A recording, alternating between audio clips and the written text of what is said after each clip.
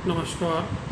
मैं पंडित संतोष कुमार भारद्वाज आज फिर आपके सामने उपस्थित हूँ। मैंने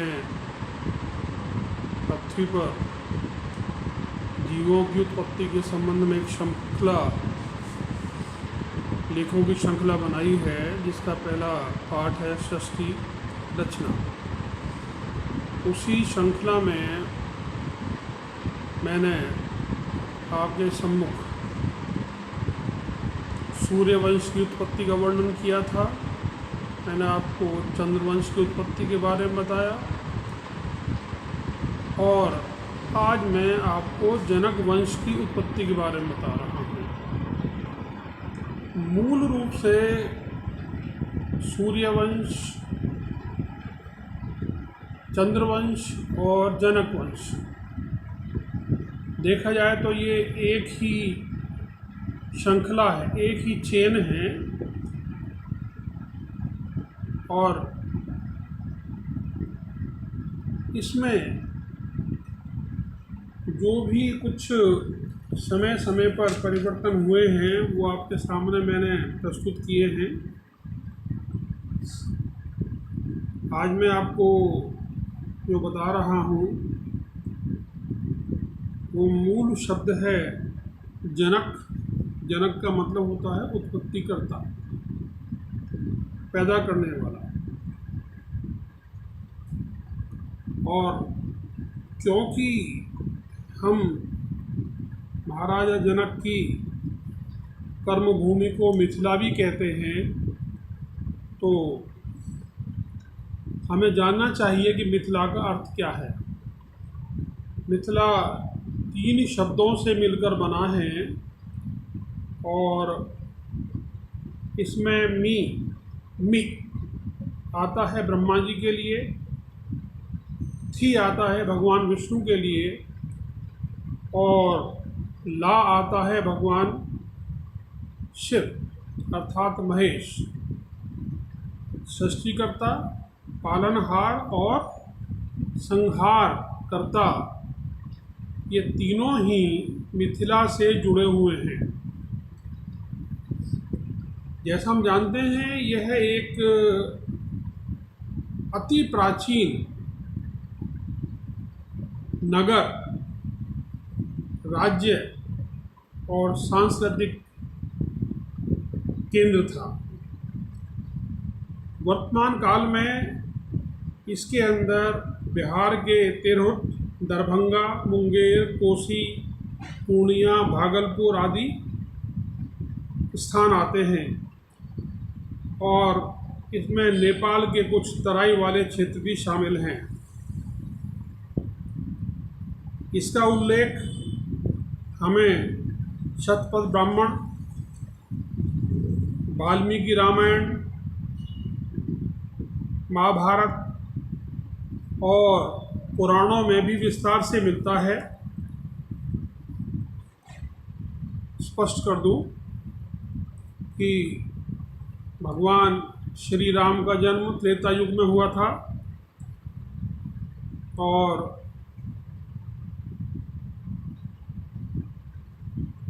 द्वापर 9,60,000 वर्ष का है, कलयुग 4,80,000 वर्ष का है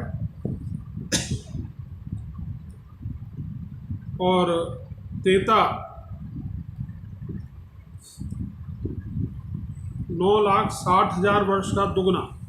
तो उसके लगभग अंत में भगवान श्री राम, भगवान विष्णु के अवतार और माता सीता, माता सती की अवतार पृथ्वी पर प्रकट हुए। तो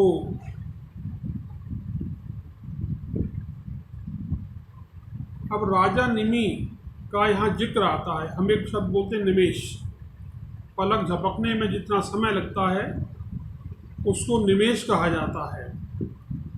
सृष्टि रचना के अंतर्गत मनु महाराज के पुत्र थे निमि, और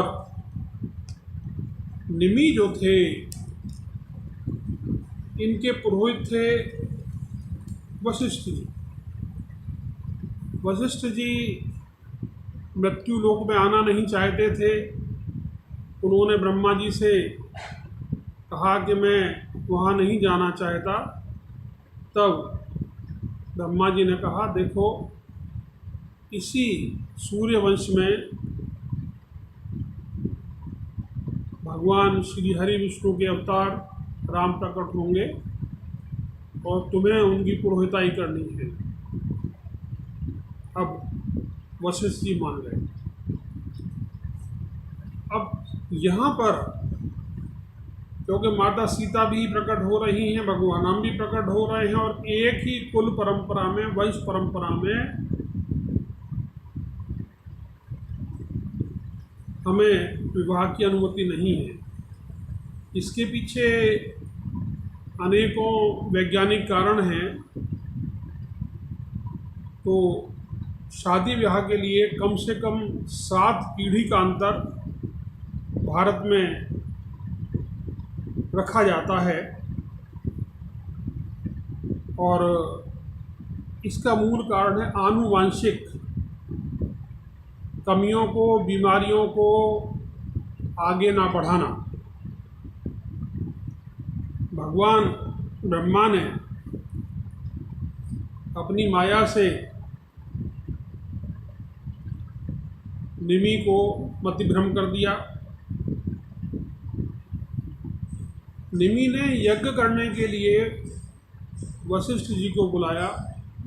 जिस वक़्त राजा निमि यज्ञ करना चाह रहे थे, उस समय वशिष्ठ जी देवराज इंद्र का यज्ञ कर रहे थे।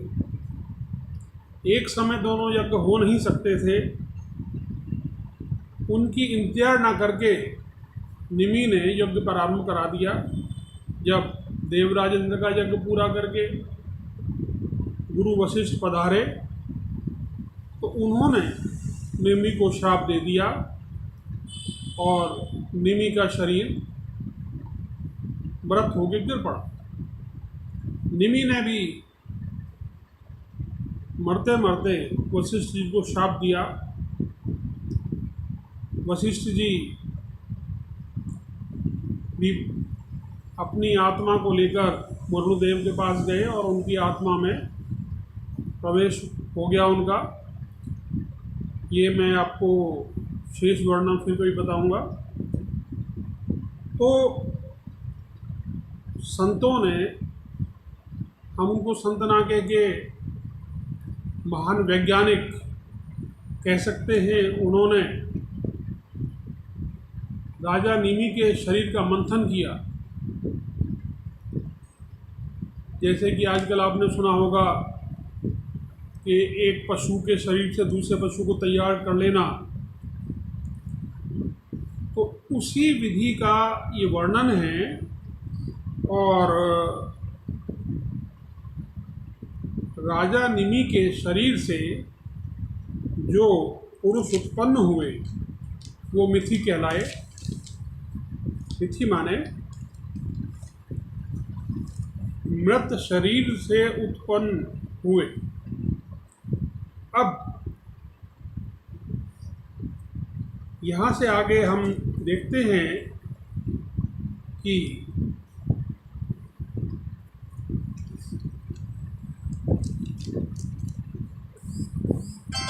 मिथि ने मिथिला नगर बसाया। उनकी 21वीं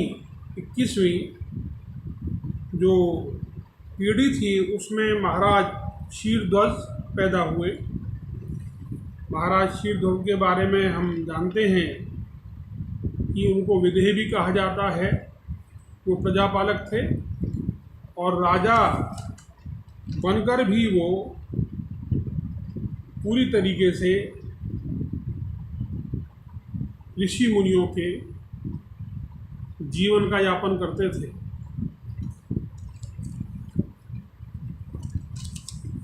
एक बार ऐसा हुआ कि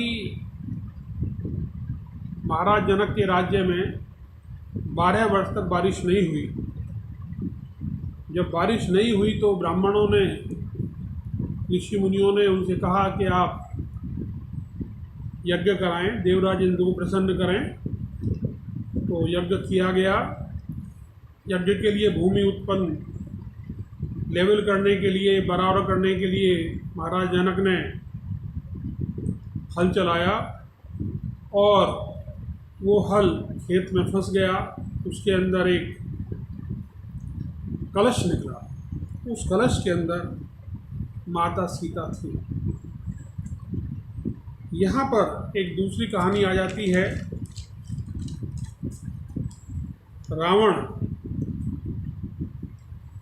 जो 10 दिशाओं का ज्ञाता, वेदों का पारगामी विद्वान था, ज्योतिष का प्रकांड पंडित था, उसे मालूम था कि तेरी मृत्यु तेरी लड़की के द्वारा होगी, के कारण होगी।